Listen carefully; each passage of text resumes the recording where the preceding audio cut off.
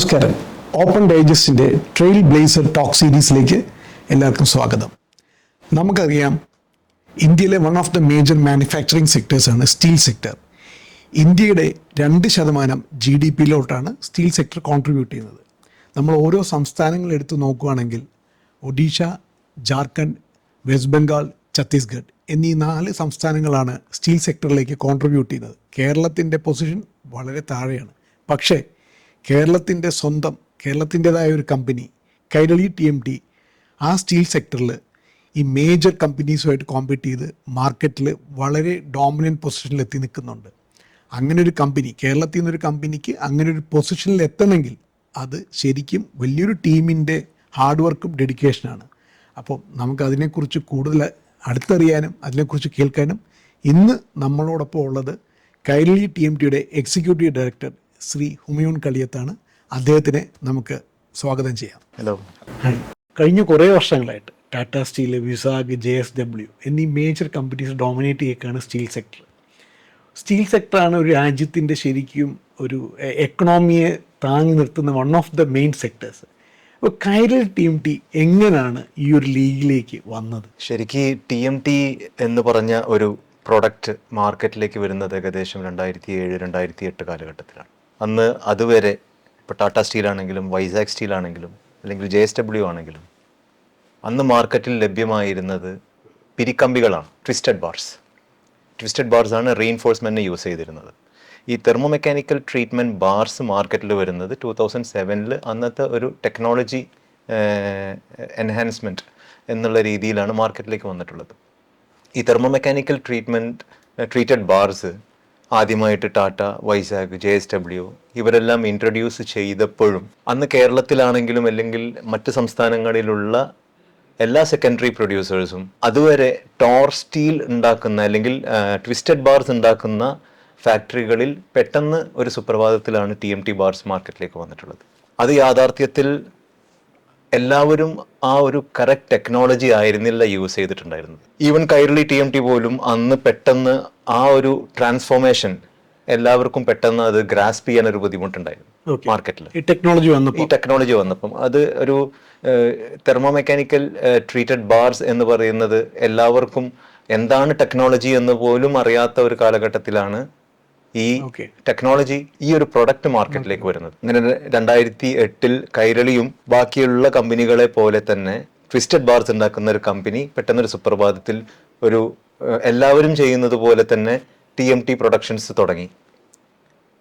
പക്ഷെ അങ്ങനെ ഇരിക്കുമ്പോഴാണ് എൻ്റെ ഫാദർ ഡോക്ടർ അബ്ദുൽ ഗഫൂർ, അദ്ദേഹത്തിൻ്റെ ഒരു വിഷനായിരുന്നു മാർക്കറ്റിലേക്ക് നമ്മൾ ദ ഒറിജിനൽ TMT അത് സപ്ലൈ ചെയ്യണം എന്നുള്ളത്. അന്ന് അത്തരത്തിലുള്ള TMT സപ്ലൈ ചെയ്തിരുന്നത് ഈ പറഞ്ഞതുപോലെ തന്നെ ഡോമിനേറ്റ് ചെയ്തും കൊണ്ടിരിക്കുന്ന Tata steel, Vizag, JSW, sale ഇത്തരത്തിലുള്ള ബിഗ് പ്ലെയേഴ്സാണ് മാർക്കറ്റിൽ. വളരെ കുറച്ച് കമ്പനികൾ മാത്രമേ ഈ ഒരു ടെക്നോളജി അഡോപ്റ്റ് ചെയ്തിട്ടുണ്ടായിരുന്നുള്ളൂ. അങ്ങനെ 2014 കൈരളി ഒരു കംപ്ലീറ്റ് ട്രാൻസ്ഫോർമേഷൻ, അത് original TMT with the original TMT box and the automatic cooling bed, the total integrated plant, അതായിരുന്നു അദ്ദേഹത്തിൻ്റെ ഒരു വിഷൻ. നമ്മൾ അതുമാത്രമല്ല, പിന്നെ കേരളത്തിലുള്ള മാർക്കറ്റ് എന്താണ്, പ്രത്യേകിച്ച് കേരളത്തിലുള്ള ജനങ്ങൾ വളരെ ക്വാളിറ്റി കോൺഷ്യസ് ആണ്. അവർക്ക് കോമ്പറ്റിറ്റീവ് പ്രൈസിന് മെറ്റീരിയൽ കിട്ടും വേണം. ഇത് രണ്ടുമാണ് ഞങ്ങളുടെ മുന്നിലുണ്ടായിരുന്ന ഏറ്റവും വലിയൊരു ചലഞ്ച്. അപ്പം അത് മാർക്കറ്റിലേക്ക് പ്രൊവൈഡ് ചെയ്യുക എന്നുള്ളതായിരുന്നു ഞങ്ങളുടെ ആദ്യത്തെ ഒരു ലക്ഷ്യം. അതിൽ വളരെ സക്സസ്ഫുള്ളായി 2014 ഞങ്ങൾ TMT പ്രൊഡക്ഷൻ തുടങ്ങി. ആദ്യ കാലഘട്ടത്തിലൊക്കെ അതിനൊരു ആക്സെപ്റ്റൻസ് വരാൻ കാരണം എന്തെന്ന് വെച്ച് കഴിഞ്ഞാൽ അന്ന് ഈ പറഞ്ഞതുപോലെ ഇത്തരത്തിലുള്ള വലിയ പ്ലെയേഴ്സാണ് ഉള്ളത്. കൈരളി TMT ഈ ടാറ്റ അല്ലെങ്കിൽ JSW ആയിട്ട് കമ്പയർ ചെയ്യുമ്പോൾ ഒരു ന്യൂ കമ്മറാണ് മാർക്കറ്റിൽ. അതെ. അപ്പോൾ നമ്മൾ ഇപ്പോൾ സാധാരണ ഇപ്പോൾ ഒരു കാറ് മാർക്കറ്റിൽ ഇറങ്ങുന്ന കണക്ക് തന്നെ ഒരു പുതിയ പ്രോഡക്റ്റ് മാർക്കറ്റിലേക്ക് ചെല്ലുമ്പോൾ എന്തായിരുന്നു റെസിസ്റ്റൻസ് ഉണ്ടായിരുന്നു മാർക്കറ്റിൽ? തീർച്ചയായിട്ടും ആളുകൾക്ക് അറിയണ്ടായിരുന്നില്ല ഏതായി കൈരളി TMT, എന്താണ് കൈരളി TMT. അങ്ങനെയാണ് ഞങ്ങൾ ഒരു അവയർനെസ്സിന് വേണ്ടി ചെറിയ രീതിയിൽ നമ്മൾ അഡ്വർടൈസ്മെൻറ്റ് കാര്യങ്ങളെല്ലാം തുടങ്ങി.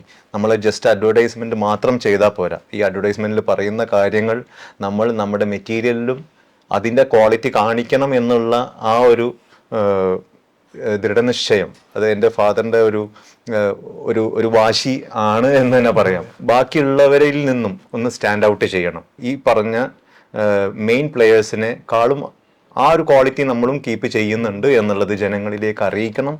അത് നിലനിർത്തും വേണം എന്നുള്ളതായിരുന്നു എൻ്റെ ഫാദറിൻ്റെ ഒരു ആഗ്രഹവും. അത് തന്നെയാണ് ഞങ്ങൾ അപ്പോഴും ഇപ്പോഴും ഫോളോ ചെയ്തു വരുന്നത്. അപ്പം ഈ റിജക്ഷൻസ് ഉണ്ടായിട്ടുള്ളൂ. റിജക്ഷൻസ് ഫേസ് ചെയ്തിട്ട് ഇപ്പോൾ വലിയ വലിയ മേജർ ഡീലേഴ്സ് നിങ്ങളെ അറിയത്തില്ല, അല്ലെങ്കിൽ എങ്ങനെയാണ് നിങ്ങളെ വിശ്വസിച്ച് അങ്ങനെ എന്തെങ്കിലും റിജക്ഷൻസ്? പിന്നെ അതൊക്കെ എങ്ങനെ ഓവർകം ചെയ്തു? ശരിക്കും നമ്മൾ നേരിട്ട് പോയിട്ട് കണ്ട് സംസാരിച്ച് അതിൻ്റെ നേരിട്ട് ആർക്കിടെക്ട്സിൻ്റെ അടുത്താണെങ്കിലും കോൺട്രാക്ടേഴ്സിൻ്റെ അടുത്താണെങ്കിലും മേഷന്മാർ, ഈവൻ എൻഡ് യൂസേഴ്സിൻ്റെ അടുത്ത് തന്നെ ഞങ്ങൾ നേരിട്ട് പോയി സംസാരിച്ചിട്ട് അവരെ കൺവിൻസ് ചെയ്യിപ്പിക്കാനും, അവരെ കൊണ്ട് ഒരു പ്രാവശ്യം മെറ്റീരിയൽ എടുത്തു കഴിഞ്ഞാൽ അടുത്ത പ്രാവശ്യം അത് പിന്നീടും ചോദിച്ചു വരുന്ന ഒരു അവസ്ഥയിലേക്ക് ഞങ്ങൾ എത്തിക്കാൻ, അത് ചെറിയൊരു കാര്യമല്ല, ഒരു ഓവർനൈറ്റിൽ നടക്കുന്ന ഒരു സംഗതിയല്ല. അത് നമ്മളിപ്പോൾ ഇന്നീ കാണുന്ന കൈരളി TMT എന്ന് പറഞ്ഞ മേജർ ബ്രാൻഡ്, അതിൻ്റെ പുറകിൽ വർഷങ്ങളുള്ള ഒരു എഫേർട്ടും ഹാർഡ് വർക്കും ഉണ്ടല്ലോ. തീർച്ചയായിട്ടും ഈ റിജക്ഷൻ വരുമ്പം ശരിക്കും നമുക്ക് അത് ആ റിജക്ഷൻ എന്തുകൊണ്ടാണ് എന്നുള്ളത് അത് നമ്മൾ ഓവർകം ചെയ്ത് ഓരോ റിജക്ഷൻസും നമ്മളെ ഒരു കരുത്താക്കി മാറ്റി കൊണ്ടുവന്നിട്ടാണ്. അത് മാത്രമല്ല, ഓരോ പ്രാവശ്യം ആ റിജക്ഷൻ രണ്ടാമത് ആക്സെപ്റ്റ് ചെയ്യുമ്പം ആ ഒരു വിക്ടറി ഞങ്ങൾ ആഘോഷിച്ചിട്ടുമുണ്ട്. കാരണം എന്തെന്ന് വെച്ച് കഴിഞ്ഞാൽ അവർ അംഗീകരിക്കുകയാണ് അവിടെ കൈരളി TMTയുടെ ആ ഒരു ക്വാളിറ്റി, അത് okay, this is one of the best എന്നുള്ള ആ ഒരു ആക്സെപ്റ്റൻസ് എന്ന് പറയുന്നത്, ശരിക്കും പറഞ്ഞു കഴിഞ്ഞാൽ നമ്മൾ ഭക്ഷണം പാചകം ചെയ്ത് ഒരാൾ നല്ല ടേസ്റ്റ് ഉണ്ട് എന്ന് പറയുമ്പോൾ കിട്ടുന്ന ഒരു സന്തോഷം, ആ ഒരു സന്തോഷം ഞങ്ങൾ ആഘോഷിച്ചിട്ടുണ്ട്. അത് ഞങ്ങളുടെ എൻജിനീയേഴ്സിൻ്റെ, ഞങ്ങളുടെ സ്റ്റാഫ്സിൻ്റെ, ഞങ്ങളുടെ ലേബേഴ്സിൻ്റെ, അവരുടെ എല്ലാവരുടെയും ഒരു ഹാർഡ് വർക്ക്, ആ ഒരു കൂട്ടായ്മ, അത് വലിയൊരു കാര്യമായിരുന്നു. ശരിക്കും ഈ TMT bar, Kairali TMT bar ഇറക്കിയിട്ട് എത്ര നാളെടുത്തു ശരിക്കും നമുക്കൊന്ന് മാർക്കറ്റിൽ ഒരു പെനട്രേഷൻ ഉണ്ടാക്കാനായിട്ട്, സോളിഡായിട്ട്? അങ്ങനെ ചോദിച്ചാൽ കറക്റ്റായിട്ട് എനിക്ക് പറയാൻ പറ്റില്ല. ഓരോ ദിവസവും ഞങ്ങൾ ചെറുതായിട്ട് പിച്ച വെച്ച് ഒരു കുട്ടി എങ്ങനെ നടന്നു വരുന്നു അതുപോലെ ആണ് ഞങ്ങളും മാർക്കറ്റിലേക്ക് പെനിട്രേറ്റ് ചെയ്ത് വന്നിട്ടുള്ളത്. Yes, one day we will be one of the best എന്നുള്ളത് തീർച്ചയായിട്ടും ഉള്ളിൻ്റെ ഉള്ളിൽ ഒരു കോൺഫിഡൻസ്. കാരണം അത്രയും നല്ലൊരു മെറ്റീരിയലുകളാണ് നമ്മൾ മാർക്കറ്റിലേക്ക് സെർവ് ചെയ്യുന്നത്, അതും നല്ലൊരു കോമ്പറ്റീറ്റീവ് പ്രൈസിന്. ഇപ്പോൾ കൈരളി TMT എന്ന് പറഞ്ഞാൽ ആദ്യം മോഹൻലാലിനെ ഓർമ്മ വരുന്നത്. അപ്പോൾ ഇവർ എന്താ കൺസ്യൂമർ പ്രൊഡക്റ്റ് മാർക്കറ്റിൽ വരുമ്പോൾ ഒരു ബ്രാൻഡ് ബിൽഡിങ്ങിന് ഭയങ്കരമായിട്ട് ഇൻവെസ്റ്റ് ചെയ്യാറുണ്ട്.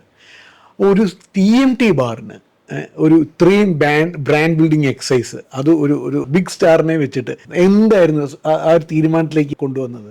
ഞങ്ങൾ ആദ്യം പരസ്യം ചെയ്യുമ്പം ഒരു 2009 കാലഘട്ടത്തിലാണ് ഈ TV ആഡ്സ് ഒക്കെ കൈരളി TMT തുടങ്ങിയിട്ടുണ്ടായിരുന്നു. ഞങ്ങൾ പുതിയ കമ്പനി നിർമ്മിച്ചിരിക്കുന്നത് എങ്ങനെയാണെന്ന് വെച്ച് കഴിഞ്ഞാൽ, ഞാൻ നേരത്തെ പറഞ്ഞല്ലോ, പെട്ടെന്നൊരു സുപ്രഭാതത്തിൽ പിരിക്കമ്പി TMT കമ്പനിയാക്കി മാറ്റി. ആ ഒരു പ്രത്യേകിച്ചുള്ള കമ്പനി അത് അങ്ങനെ തന്നെ ഞങ്ങളെടുത്ത് അതിന് സ്ക്രാപ്പ് ചെയ്തിട്ട് പുതിയ ടെക്നോളജിയിൽ പുതിയ കമ്പനി, ദ ലേറ്റസ്റ്റ് ടെക്നോളജി ഞങ്ങൾ അവിടെ ഇൻവെസ്റ്റ് ചെയ്യും. It was A very huge investment ഈ ഒരു ടെക്നോളജി നമ്മൾ കൊണ്ടുവരാനുള്ളത്. അങ്ങനെയാണ് നമ്മൾ പ്രൊഡക്ഷൻ സ്റ്റാർട്ട് ചെയ്തത്. ആ സമയത്താണ് നമ്മുടെ ജയറാമേട്ടനെ 2014 ആദ്യം ജയറാമേട്ടനായിരുന്നു നമ്മുടെ ഒരു ബ്രാൻഡ് അംബാസഡർ എന്നുള്ള ആ ഒരു ഇതിലേക്ക് വരുന്നത്.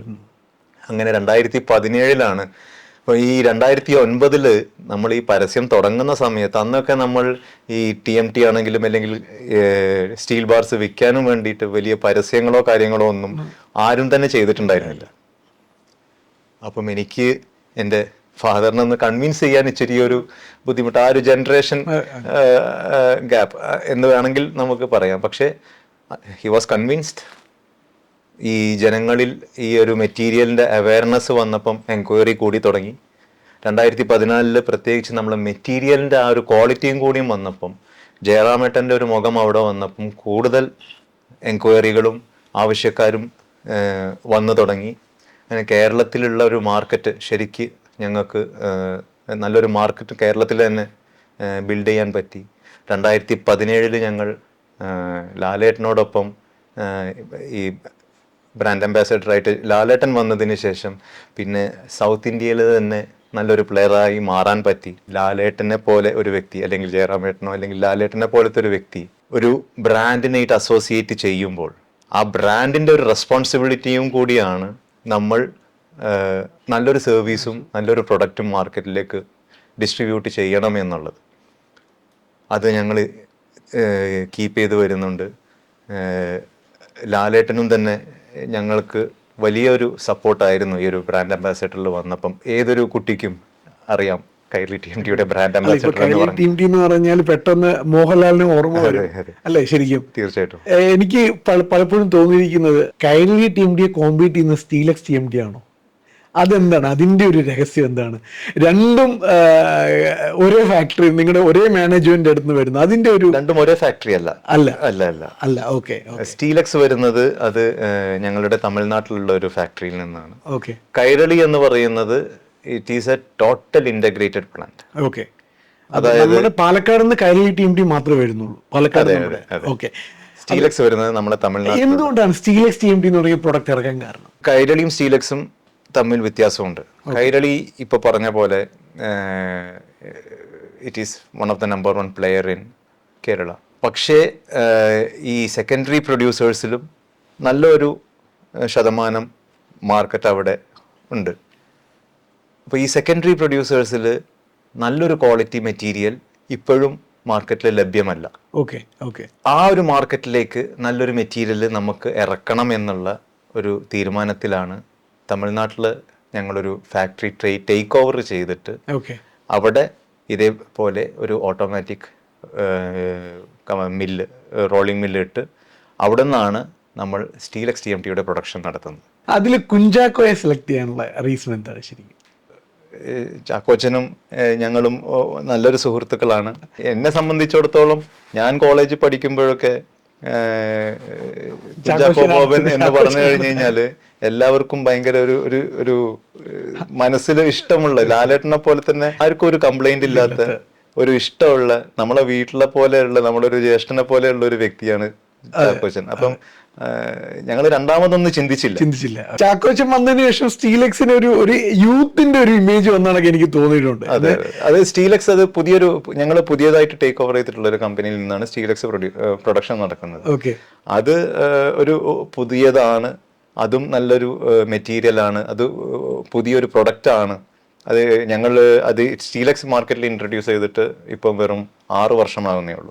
പക്ഷെ എന്നിരുന്നാലും സ്റ്റീലക്സിന് നല്ലൊരു മാർക്കറ്റ് ഷെയർ ഉണ്ടാക്കാൻ പറ്റിയിട്ടുണ്ട്. സ്പോർട്സ്, ഇപ്പം ഫുട്ബോൾ, സ്റ്റീലക്സ് ആണ് ശരിക്കും സ്പോർട്സിനെ സപ്പോർട്ട് ചെയ്യുന്ന, സ്പോൺസർഷിപ്പ് ഒക്കെ ചെയ്യുന്നത്. അതിനെന്തെങ്കിലും റീസൺ ഉണ്ടോ? പ്രത്യേകിച്ചൊരു റീസൺ ഇല്ല. കൈരളി TMT ഞങ്ങൾ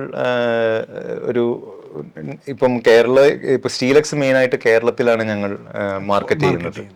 അപ്പോൾ കേരളത്തിൽ എപ്പോഴും ഞാനൊരു ചെറിയൊരു സ്പോർട്സ്മാനും കൂടിയാണ്. അപ്പം എനിക്ക് സ്പോർട്സിനോട് ഭയങ്കര താല്പര്യമുണ്ട്.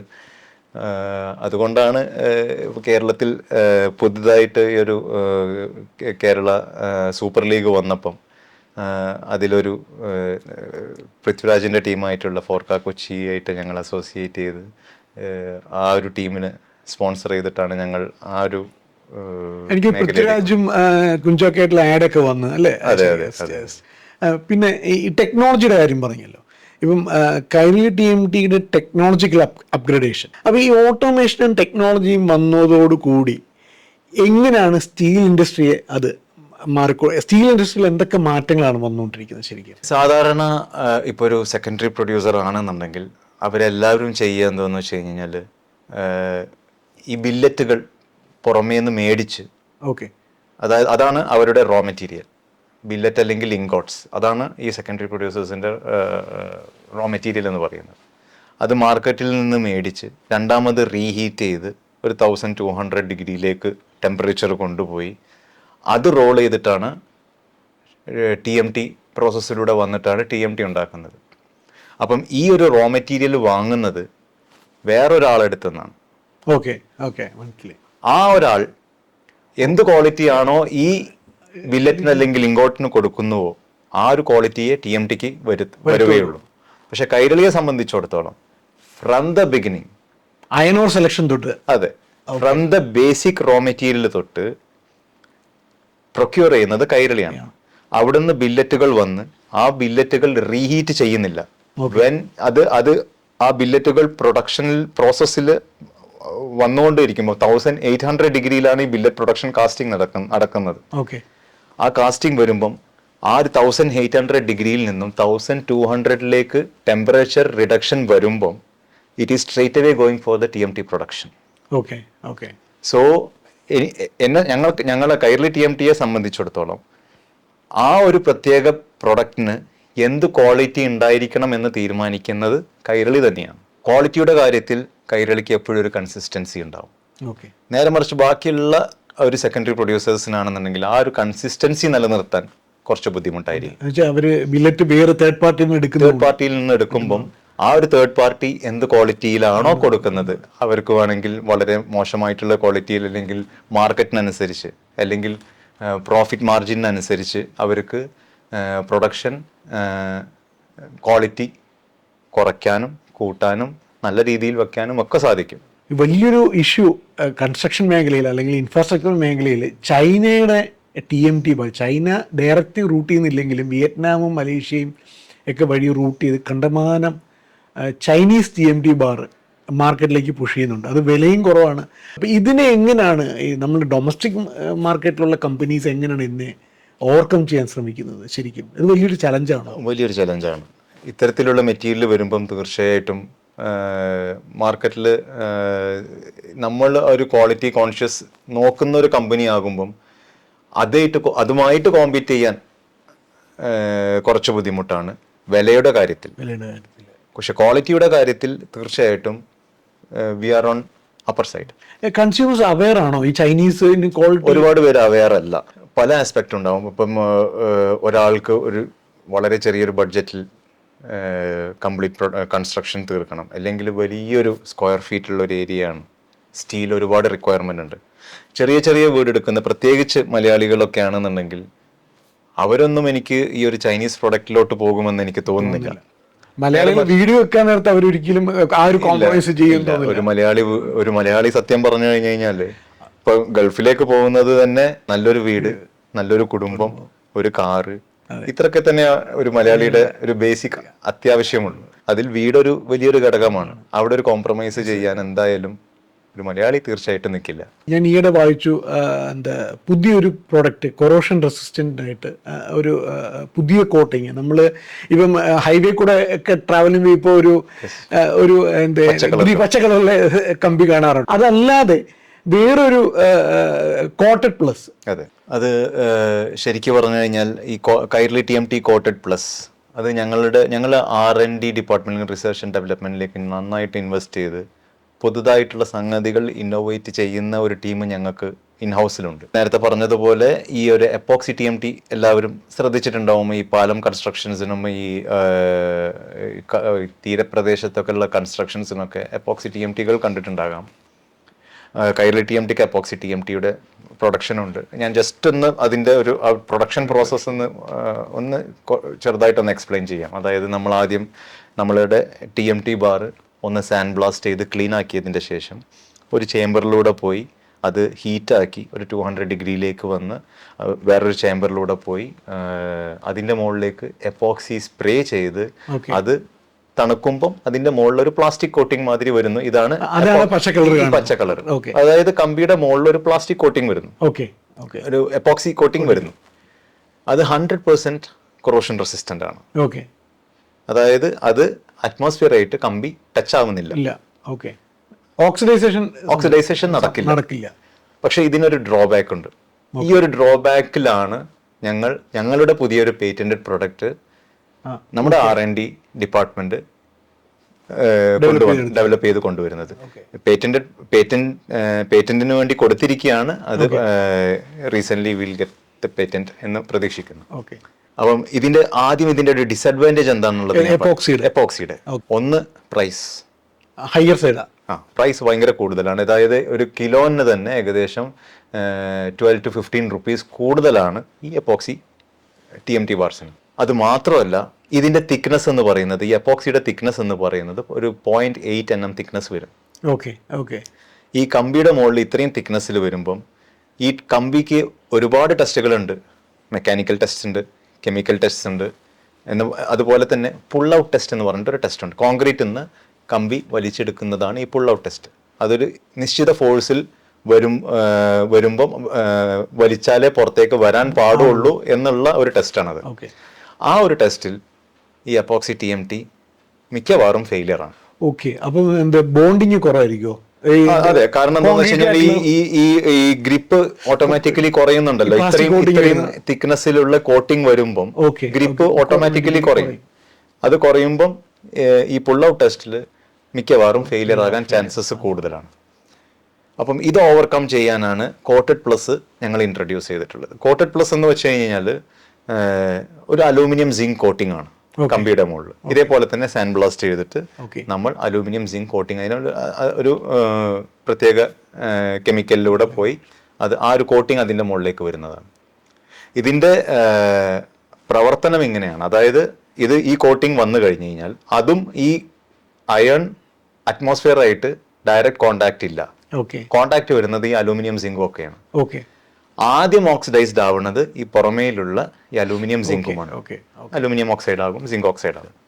അതിനുശേഷമേ ഫെറസിലേക്ക് വരുന്നത്, അതായത് അയണിലേക്ക് വരുള്ളൂ. അതായത് നമുക്ക് സാധാരണ ഒരു കമ്പി 100 വർഷം ലൈഫ് ഉണ്ട് എന്നുണ്ടെങ്കിൽ ഇതിന് 200 വർഷം ലൈഫ് കിട്ടും. ലൈഫ് ഡബിൾ ആക്കും ഈ കോട്ടിംഗ് കാരണം. ഇതിന്റെ പ്രൈസ് 3 rupees കൂടുതലേ ഉള്ളൂ. When compared to epoxy, just 3 rupees ahead. Benefits എല്ലാം സെയിം ആണ്. കേരളത്തിന്റെ ഒരു പ്രത്യേക സാഹചര്യം കൊണ്ട് നമുക്ക് പലയിടങ്ങളിലും ഉപ്പുവെള്ളമാണുള്ളത്. ഒരുപാട് തീരദേശ പ്രദേശങ്ങളുണ്ട്. അവിടത്തേക്കുള്ള കൺസ്ട്രക്ഷൻസിലൊക്കെ നമുക്ക് ഈ ഒരു മെറ്റീരിയൽ യൂസ് ചെയ്യുന്നത് വളരെ നന്നായിരിക്കും. പിന്നെ അത് മാത്രമല്ല, നിങ്ങൾ ചിലപ്പോൾ ശ്രദ്ധിച്ചിട്ടുണ്ടാവും, നമ്മളെ വീടിന്റെ പണി കഴിഞ്ഞ് കഴിഞ്ഞാൽ പുറമേക്ക് അതെ പല വീടുകളുടെ മേളിലൊക്കെ അത് ശരിക്കും അങ്ങനെ ഇടാൻ പാടില്ല. ആ സ്ഥലങ്ങളിലൊക്കെ ഇത്തരത്തിലുള്ള മെറ്റീരിയൽ യൂസ് ചെയ്ത് കഴിഞ്ഞ് കഴിഞ്ഞാൽ ഭാവിയിലേക്ക് അവിടുന്ന് കണക്ട് ചെയ്ത് എല്ലാവർക്കും എന്താ നമ്മളിപ്പം എന്റർപ്രണറിനെ ഒരു ബിസിനസ് റോൾ മോഡൽ ഉണ്ടാവും. തീർച്ചയായിട്ടും എൻ്റെ ഉപ്പ എൻ്റെ ഒരു റോൾ മോഡൽ തന്നെയാണ്. കാരണം ഹി സ്റ്റാർട്ടഡ് ഫ്രം സ്ക്രാച്ച്.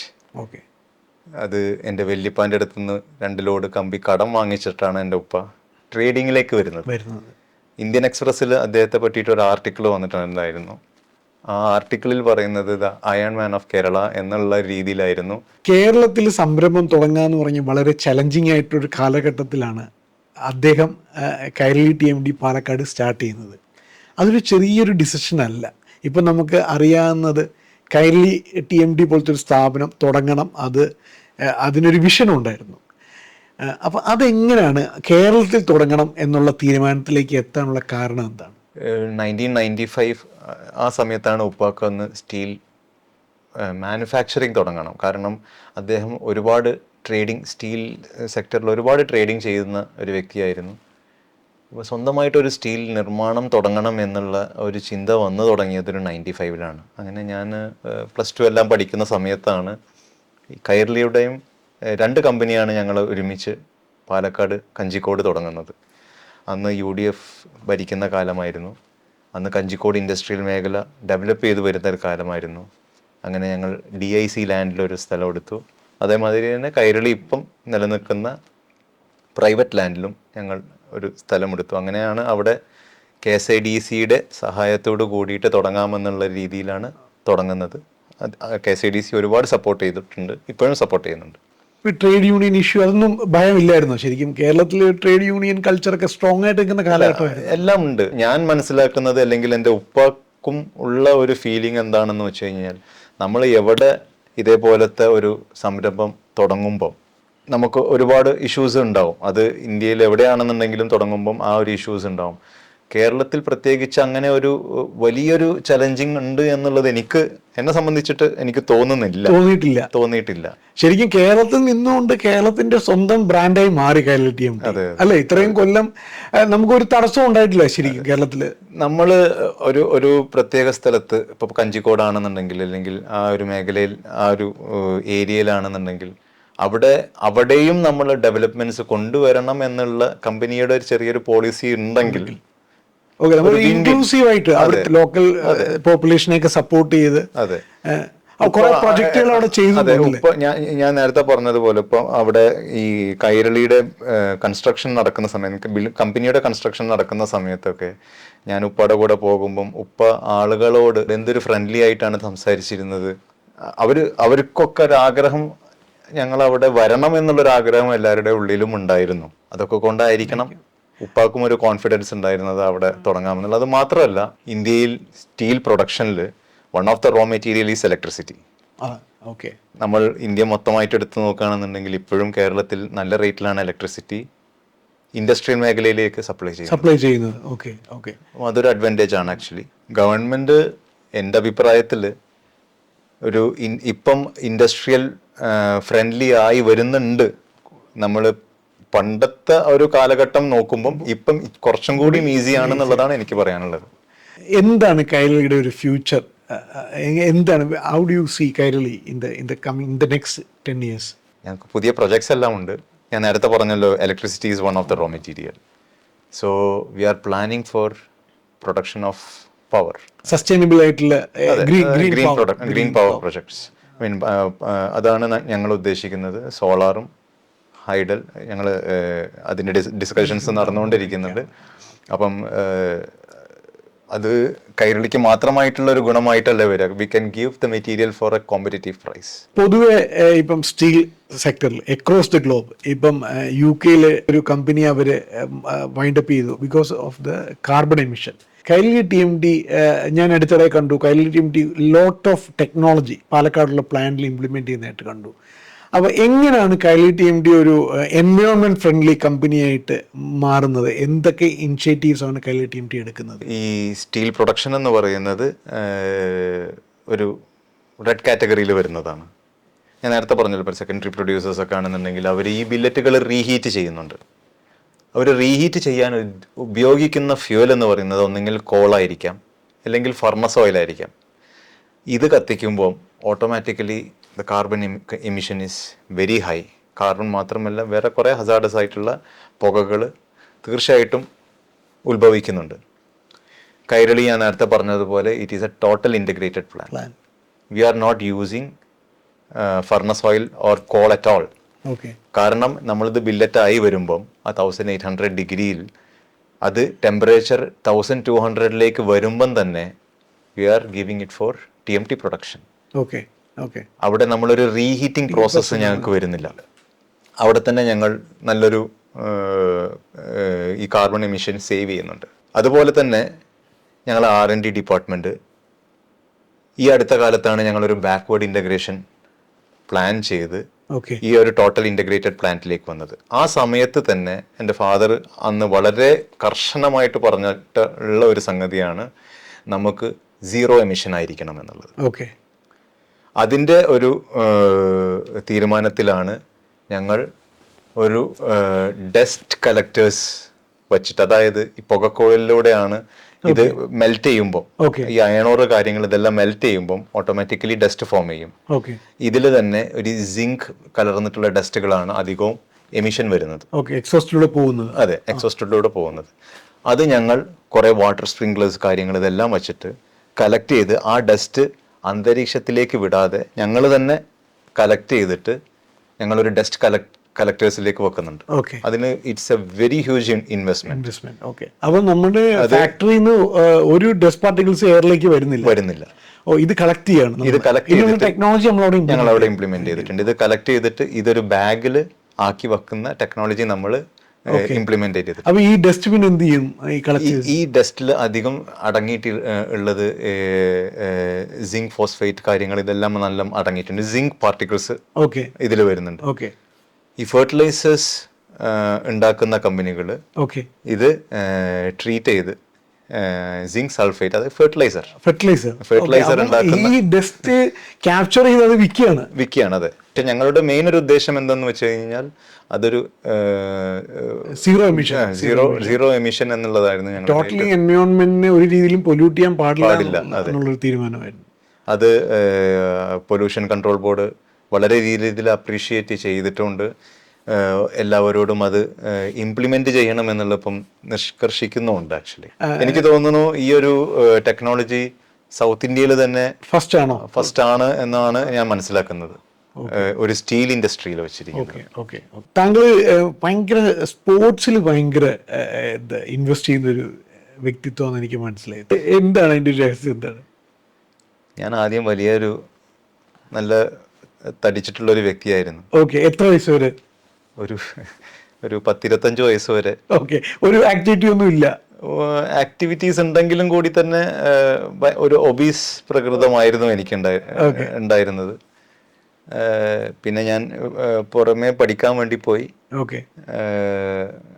അങ്ങനെ ഈ സ്പോർട്സിനോട് മെല്ലെ മെല്ലെ ഇഷ്ടം തോന്നി തുടങ്ങി. പിന്നെ ഈ പറഞ്ഞതുപോലെ തന്നെ എല്ലാവരും ഒരാൾ എൻകറേജ് ചെയ്ത് കഴിഞ്ഞാൽ തീർച്ചയായിട്ടും അയാൾ അതിൽ വീണ്ടും വീണ്ടും എക്സൽ ചെയ്ത് തുടങ്ങും. അതിപ്പോൾ പഠിത്തത്തിൻ്റെ കാര്യമാണെങ്കിലും എന്താണെങ്കിലും. അങ്ങനെ ഒരു 125 കിലോ ഉണ്ടായിരുന്നു ഞാൻ. ആ 125 കിലോ ഒരു 115 ആയപ്പം എൻ്റെ ഉമ്മയും ഉപ്പയും എന്നെ എൻകറേജ് ചെയ്തു, മോനെ നന്നായി മെലിഞ്ഞല്ലോ. അപ്പൊ നമുക്ക് വീണ്ടും ഒരു പ്രചോദനമാണത്, ഇനിയും ഒന്ന് കുറയ്ക്കണം. അങ്ങനെ automatically over A period of 5 years ഞാൻ ഈ മെല്ലെ കാർഡിയോ എക്സസൈസ് കാര്യങ്ങൾ ഇതെല്ലാം സ്റ്റാർട്ട് ചെയ്തു. അത് മാത്രമല്ല, നമുക്ക് അത് പല രീതിയിലുള്ള അഡിക്ഷൻസ് ഉണ്ട്. ഇതൊരു പോസിറ്റീവ് അഡിക്ഷൻ ആണ് ആക്ച്വലി. എനിക്കൊരു ദിവസം വർക്കൗട്ട് ചെയ്തിട്ടില്ലെങ്കിലോ അല്ലെങ്കിൽ ഒന്ന് വേർത്തിട്ടില്ല എന്നുണ്ടെങ്കിൽ എനിക്കൊരു ഇറിറ്റേഷൻ. അത് നല്ല അഡിക്ഷൻ ആണ്. ബാക്കിയുള്ള അഡിക്ഷൻ വെച്ച് നോക്കുമ്പോൾ ആരോഗ്യത്തിനും മനസ്സിനും നല്ലൊരു അഡിക്ഷൻ ആണ്. അപ്പൊ എനിക്കത് കൂടുതൽ ചെറുപ്പക്കാർ അതിലേക്ക് ഇങ്ങനൊരു അഡിക്ഷനൊക്കെ ചെറുപ്പക്കാരിലേക്ക് വരുവാണെങ്കിൽ നല്ലതാണ്, വളരെ നല്ലതാണ്. നമ്മൾ ഇപ്പൊ തന്നെ കണ്ടിട്ടില്ലേ, നമുക്കൊരു റീഹാബ് സെന്റർ ഉണ്ട് എൻ്റെ ഫാദറിൻ്റെ ബ്രദറിന്.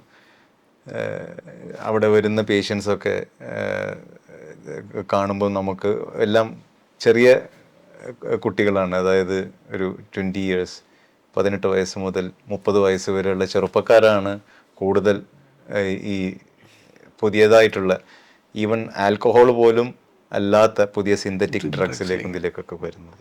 അതൊരു പോസിറ്റീവാക്കി എടുത്ത് അവരുടെ എനർജി ഇങ്ങനെയുള്ള ഫിസിക്കൽ ആക്ടിവിറ്റീസിലേക്ക്. അതെ, സ്പോർട്സ്, അത് കുട്ടികളാണെങ്കിലും ശരി, അവർ കളിക്കാൻ പോകുന്നതാണ് ഏറ്റവും നല്ലത്. നമ്മളോട് ഇത്രയും നേരം കൈരളി TMTയുടെ ഉയർച്ചയും അച്ചീവ്മെന്റ്സും അതിൻ്റെ എങ്ങനെയാണ് കൈരളി TMT കേരളത്തിലെ ഒരു എല്ലാവർക്കും വേണ്ടപ്പെട്ട ബ്രാൻഡായത് എങ്ങനെയാണെന്ന് നമ്മളോട് അതിൻ്റെ ഡീറ്റെയിൽസ് ഒക്കെ വിവരിച്ച ശ്രീ ഹുമയൂൺ കളിയത്തിനോട് വളരെ നന്ദി പറയുന്നു. Thank you.